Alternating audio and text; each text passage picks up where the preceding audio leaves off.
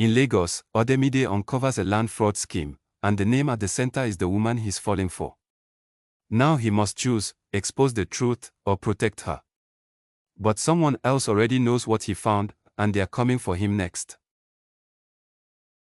The audio pages presents The Ledger of the Heart, a Lagos love story. The Architect's Ledger, Chapter 1. Ademide Demi Adebayo adjusted the color of his ordinary shirt, the vibrant blue and white patterns a stark contrast to the sterile, air-conditioned foyer of the church auditorium. The annual Faith and Future Summit felt less like a conference and more like a high-end networking event, a necessary evil for his fledgling software consultancy, Integrity Solutions. Demi believed completely in his company's name. His faith was the bedrock of his business practice. He was scanning the crowd for a potential client, a wealthy contractor rumored to need a secure digital ledger for land deeds, when his gaze snagged on a woman standing near a display of architectural blueprints. She was tall, with rich, dark skin and a confident presence that seemed to absorb the room's energy. She was explaining a complex design, a proposed wing for the church's new community center, to an elderly deaconess, her hands moving expressively as she spoke in clear, measured English laced with the soft cadence of an Igbo accent. That was Ngozi Okoro, the architect. Demi recognized her name. She was the daughter of the late Chief Okoro, a man whose reputation in Lagos's construction industry was as expansive as his estate, though lately shadowed by whispers of unverified assets. When Ngozi finished her pitch, she turned and met Demi's eye. A smile, slow and genuine, spread across her face, transforming her professional demeanor into something breathtakingly warm. "I recognize that look," she said, walking toward him with graceful purpose. "You're the tech genius whose startup just won the Lagos State Most Ethical Business Award." Demi laughed, feeling his usual professional reserve dissolve. "I prefer software enthusiast. And you, I believe, are the architect whose designs make me feel like I've lived under a rock for 30 years. Ngozi," she offered, extending a hand that was surprisingly strong. "And this design," she gestured back to the blueprint, "is my passion project. We're working on securing the land for an orphanage and vocational center. It's been challenging." "Challenging how?" Demi asked, genuinely interested. He admired her commitment. "Just the usual bureaucracy," Ngozi said, but her eyes briefly flickered away, a tiny, almost imperceptible shadow crossing them. "Securing the final deeds, sorting out old paperwork. It's land my father helped the church acquire years ago, and there are always loose ends." She quickly changed the subject. "But enough shop talk. You look like you need a proper Nigerian meal, not this fancy cheese and crackers. Do you have a favorite suyo spot in Lekki?" They spent the next hour talking, not about work, but about faith, literature, and the shared conviction that God's plan was always better than their own. Demi felt an immediate, powerful connection, the kind that grounded him yet made his spirit soar. Ngozi was vibrant, sharp, and possessed a deep, quiet reverence for her calling. Later that evening, the wealthy contractor Demi had sought out finally cornered him. "Mr. Adebayo, about the secure ledger system. We need you. It's an urgent audit. The client is the Adebisi Foundation. They want to verify the entire property portfolio of all land donated over the last 10 years, specifically the parcels related to the church's community projects." Demi's heart pounded, but not from the excitement of the large contract. This was the exact property Ngozi had mentioned. He accepted the job, his mind already churning through the ethical implications of auditing the land connected to a woman he was already deeply drawn to. He promised himself he would remain impartial. His faith demanded integrity above all else.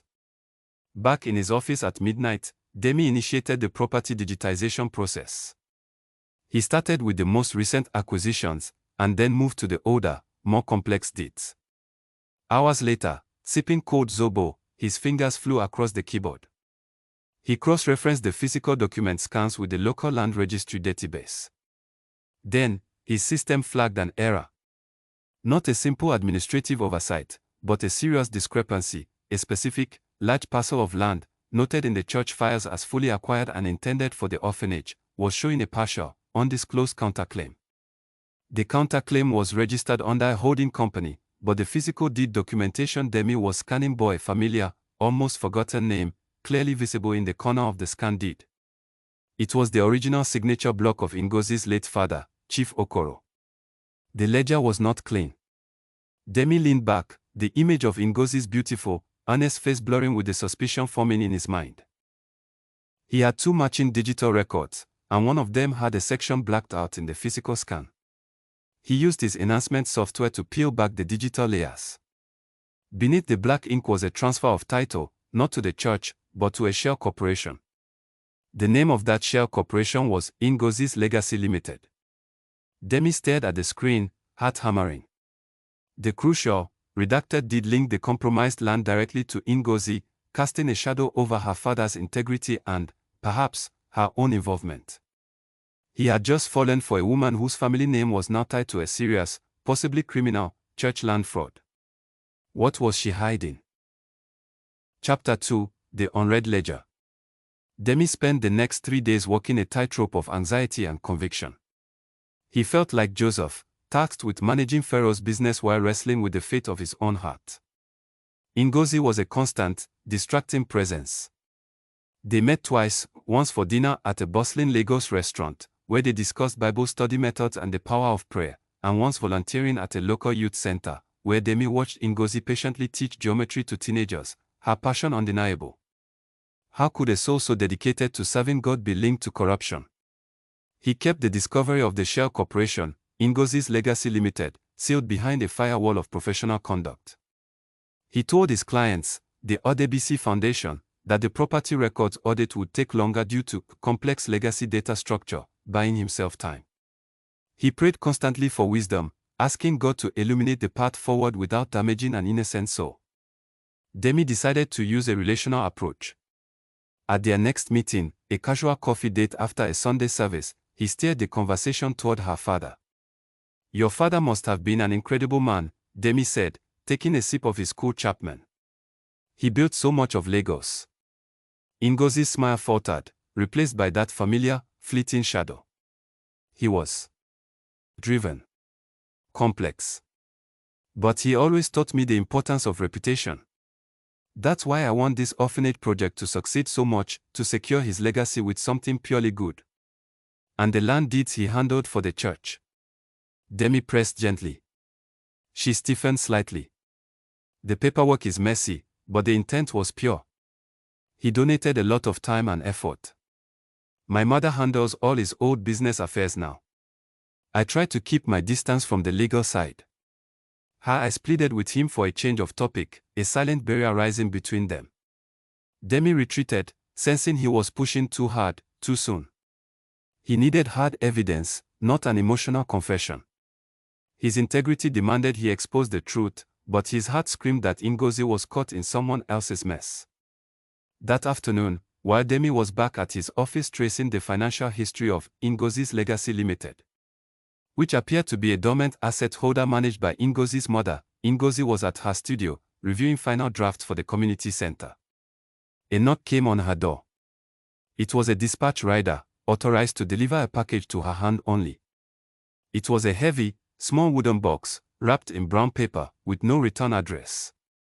Pinned to the paper was a small, crudely written note, in neat, old-fashioned script. Ngozi opened the box. Inside was a worn, leather-bound ledger, her father's personal, unindexed accounting book, the kind he used only for projects he wanted to keep absolutely confidential. She hadn't seen it since he died 3 years ago. Her hands trembled as she pulled the box closer, noticing another note tucked beneath the ledger, this one typed on cheap bond paper. "Ngozi, get off the church land project. Your father tried to clean the mess, but he couldn't. The auditor is sniffing around. He thinks he knows God's will. Do not trust the man who audits the ground." Ngozi felt a sudden, icy knot of fear tighten in her chest. "The audit, Demi." The words were a direct, menacing warning, and they targeted the man whose gentle spirit and unwavering faith had captivated her. Audits the ground. It could only be Demi. She ran her fingers over the leather ledger, the key to all her father's private secrets. The thought of opening it terrified her. What if the notes confirmed Demi's worst suspicions? What if the ledger was the final proof that her family name was tainted? Ngozi put the ledger on her desk, torn between the impulse to burn it and the need to know the truth. She looked up and caught her reflection in the darkened window of her studio. Behind her reflection, she saw the blurred image of the main church building across the street. And she thought she saw movement in one of the high, administrative windows. Someone had been watching her. Ngozi was staring at the threatening note and the forbidden ledger when her phone vibrated. It was a text from an unknown number. Read the ledger, Ngozi. See what Papa protected you from. The truth is inside. She looked back at the darkened window across the street. The movement was gone. She opened the ledger to the first page, and written in her father's decisive handwriting, only 2 words, the bishop. Chapter 3, The Scent of Betrayal. The bishop. Ngozi whispered the words, a cold dread washing over her. Not just a church official, but the spiritual leader of the entire diocese, a man beloved for his charity and powerful sermons. Her father's private ledger, meant to secure a pure legacy, instead pointed to the highest echelon of religious authority. She immediately texted Demi, not about the ledger, but about her need to see him urgently. Meet me at the National Museum grounds. I need to talk about the project, she wrote, instinctively avoiding any mention of the church or her office. Demi arrived, looking weary but relieved to see her. The tension between them was palpable, a current of suppressed affection mixed with professional suspicion. He saw her distress immediately. Ngozi, kilo de. What is it? He asked, placing a reassuring, but carefully non-committal, hand on her shoulder. The land. I know there's an issue, Demi. And I think it's tied to my father's last few years. She recounted the story of the package, omitting the name, the bishop, for now, afraid of the enormity of the accusation. She showed him the typed note, do not trust the man who audits the ground. Demi's face hardened, not in accusation, but in grim determination. I'm the auditor, Ngozi. I found the shell corporation, Ngozi's Legacy Limited, linked to the land deed that should belong entirely to the church. I know you're involved, but I don't believe you're corrupt. I think you're being used, or protected. His transparency was a bomb to her fear. His faith was guiding his actions, not his suspicion. The shell company is my mother's, managed by my father's old associate, Mr. Namdi. But I have this. She finally revealed the ledger, showing him the chilling inscription. My father would never risk his eternal soul for land fraud. He must have been trying to expose something. A cover-up, Demi murmured. And someone is still actively watching and trying to silence anyone who gets close. That note specifically warned you about the auditor, me. We have to be careful. They realized they were investigating not a simple land grab, but a high-level conspiracy hidden under the guise of piety. They needed to meet the source of the warning, the person who sent the ledger. After analyzing the note script and the postmark, Demi's networking led him to a retired land registrar who had handled the initial, complex deeds for Chief Okoro. Demi arranged a discreet meeting in a public park, promising confidentiality and protection. The registrar, an old man named Mr. Femi, was terrified. He spoke in hushed, hurried tones, confirming their worst fears. The bishop used Chief Okoro, Ngozi. He needed a clean name to sign the initial documents, then he instructed the transfer to a hidden account, saying it was a secret seed fund for missions. Your father realized it was fraud, a massive laundering scheme. He tried to stop the final transfer. He created that shell company, Ngozi's Legacy, as a temporary holding to halt the process, but he died before he could reverse it. So, my father was protecting the church. Ngozi whispered, tears blurring her vision. He was protecting the truth, and you, Mr. Femi replied. All the evidence is on the final, physical deed. I had to photocopy it before I retired. It's hidden in, suddenly, 2 unmarked black cars, their windows tinted opaque, screeched to a halt on the park perimeter. 2 men in crisp white shirts and dark trousers emerged, moving with trained, frightening efficiency toward Mr. Femi. They found me. Run, Mr. Adebayo. Run. Mr. Femi scrambled to his feet, pulling a small, metallic object from his pocket. The evidence. You must find the truth. He tried to hand the object to Demi, but the men intercepted him. One grabbed Mr. Femi by the arm. The old man, in a panic, threw the object, a tiny, encrypted flash drive, into a thick patch of elephant grass near Demi's feet. Demi watched in helpless horror as the two men smoothly ushered the terrified Mr. Femi into one of the cars. No one saw it. No one intervened. It was silent, terrifyingly efficient, and in broad daylight. Demi, frozen by the sudden abduction, watched the black car speed away, leaving only silence and the faint scent of betrayal in the humid air. He quickly knelt, his hands searching the thick grass. His fingers finally closed around the cold, metallic drive.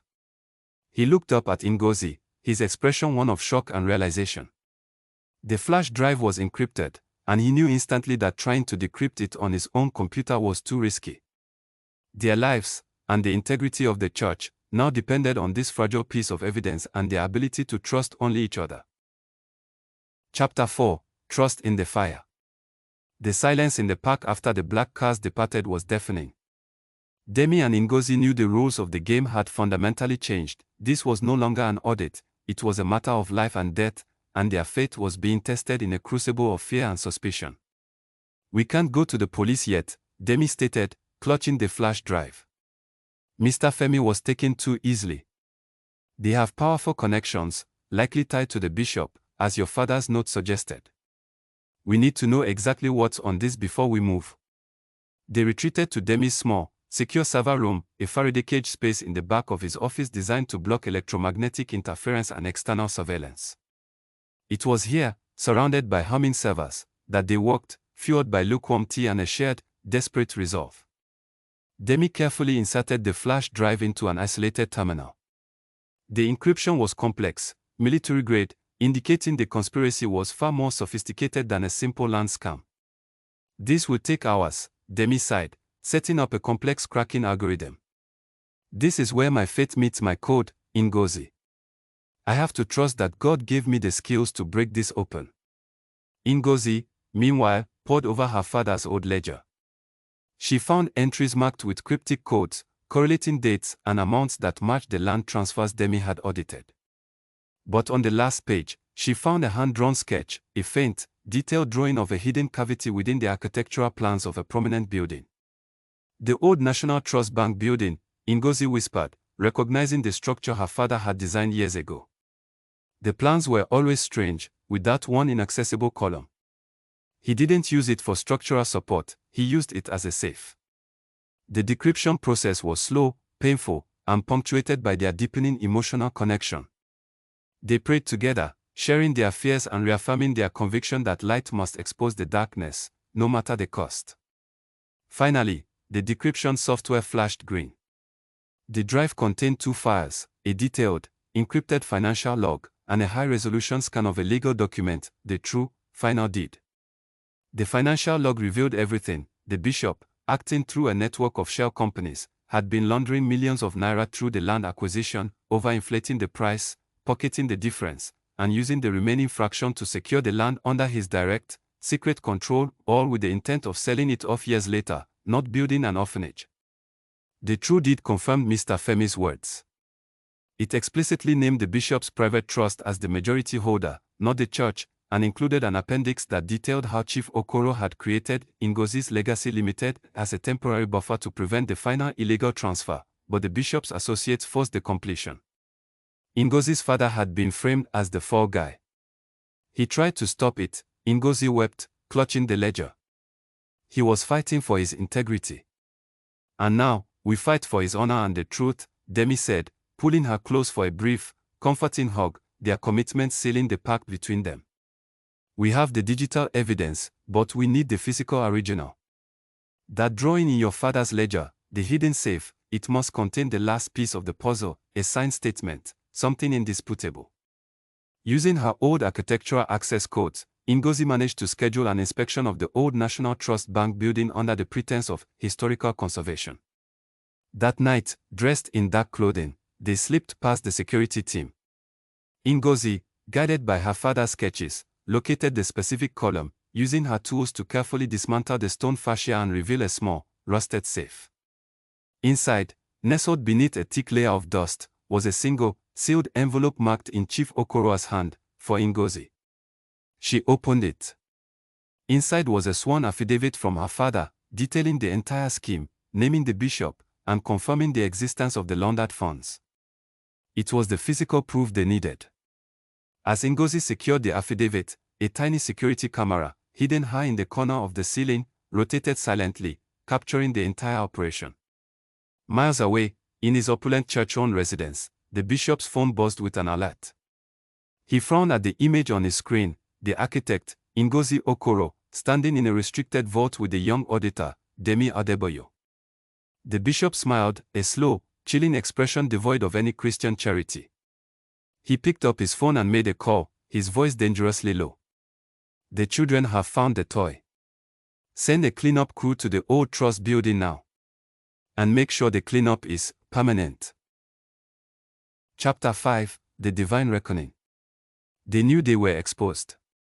The moment they stepped out of the old bank building, Demi's instinct screamed danger. No celebrating, he urged Ngozi, his hand tightly holding hers. We have the evidence. We go straight to the Regulatory Commission's office. We don't stop. As they sped through the deserted streets of Lagos, Demi used a disposable phone to contact his most trusted mentor, a senior, incorruptible judge known for his faith and courage. The judge promised to be waiting at the commission's office to ensure the evidence was immediately secured and officially stamped. We can make it, Demi, Ngozi whispered, clutching the affidavit. God has brought us this far. He has, Demi affirmed, glancing at her. And Ngozi, I need you to know this, no matter what happens next. My faith in you is absolute. And I love you. We are in this, for life and eternity. Tears streamed down her face. I love you too, Demi. You showed me the meaning of integrity and trust. As they approached the final turn leading to the commission building, a sleek, black SUV, identical to the ones that had abducted Mr. Femi, materialized out of the shadows. It blocked the road ahead. Another black car appeared immediately behind them, boxing them in. They're not interested in the evidence anymore, they're interested in us, Demi muttered, his mind racing.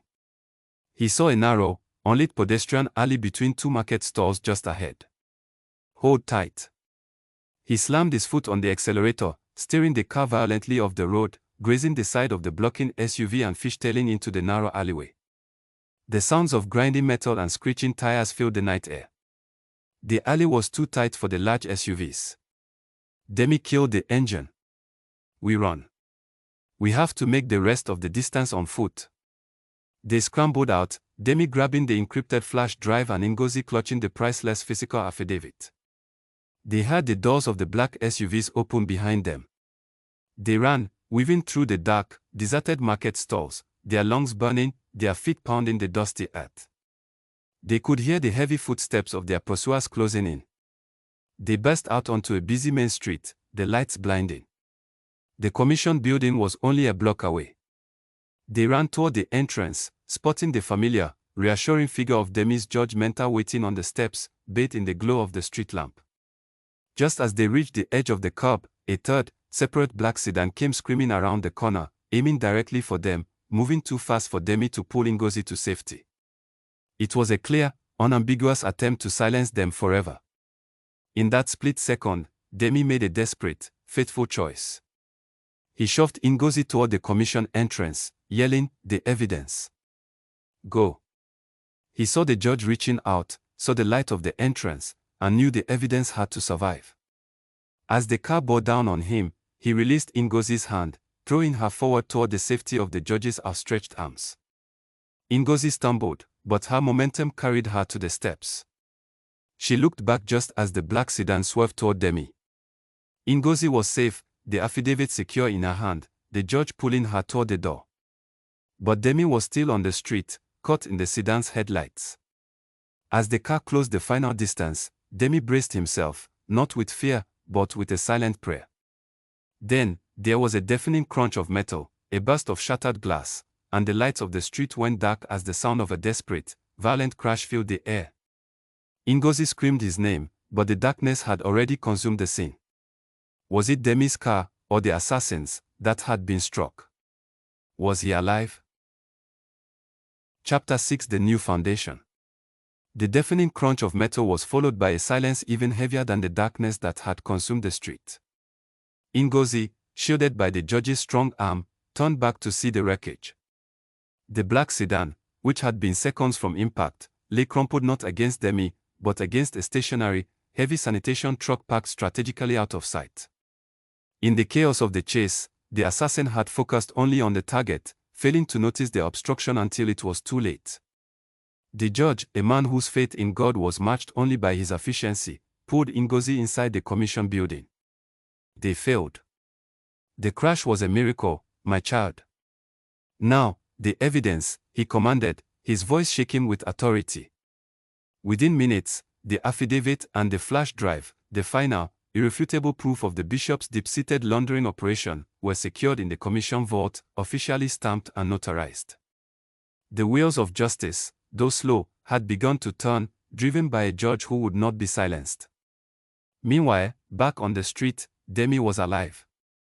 He had suffered a deep gash to his head from diving away at the last second, but his body was intact. He was found moments later by the first police patrol, dazed but conscious, his last thought a grateful prayer that Ngozi and the evidence were safe. The fallout was immense. The revelation that the beloved bishop was the architect of a massive financial fraud, using donated land and church funds for personal gain, shook the Lagos religious community to its core. The bishop was detained, and his network of associates, including Ngozi's mother and the crooked lawyer, were brought in for questioning. Ngozi's father, Chief Okoro, was posthumously cleared, his final actions confirmed as a desperate attempt to protect the church and his daughter's future. Months passed. Demi spent several weeks recovering, not just from his physical injuries, but from the spiritual exhaustion of the battle. Ngozi never left his side. It was in the quiet, reflective moments of his recovery that their relationship deepened, forged in the fire of shared danger and unwavering moral certainty. They realized their bond was not just emotional, it was a partnership of purpose. 6 months later, the sun blazed over the newly cleared acreage. The legal battles were over, the land had been fully restored to the church for its intended purpose. Ngozi stood with Demi, holding hands, looking out at the site where she would finally begin constructing the orphanage and vocational center. Demi's firm, Integrity Solutions, was tasked with establishing a new, ironclad digital ledger for all church assets, a system that would stand as a permanent monument to transparency. The Ledger of the Heart, Ngozi murmured, quoting the nickname they had given their ordeal. We found the truth in the darkest place. Demi smiled, pulling her closer. And in that darkness, we found the strength of our faith and each other. We built our foundation on something stronger than land deeds, Ngozi. We built it on truth. He reached into his pocket and pulled out a small, velvet box. Ngozi's breath hitched. Ngozi Okoro, Demi began, kneeling gracefully on the newly cleared, promised ground, his voice ringing with conviction and love. God brought us together to expose darkness and to build a future rooted in His light. Will you marry me, and let us build that new foundation together, for life and for His glory? Ngozi's tears fell freely, a mixture of joy and profound relief. She looked around at the open space, the promise of hope, and then at the man whose integrity had saved everything. Yes, Demi, she choked out, laughing through her tears. 1,000,000 times, yes. Hand in hand, they turned to face the rising sun, the memory of the past receding behind the promise of their bright, shared future, ready to build a new Lagos, one act of faith and integrity at a time. Thank you for listening. If you like this audio recording, kindly like the video and subscribe to our channel so you don't miss any of our audio recordings.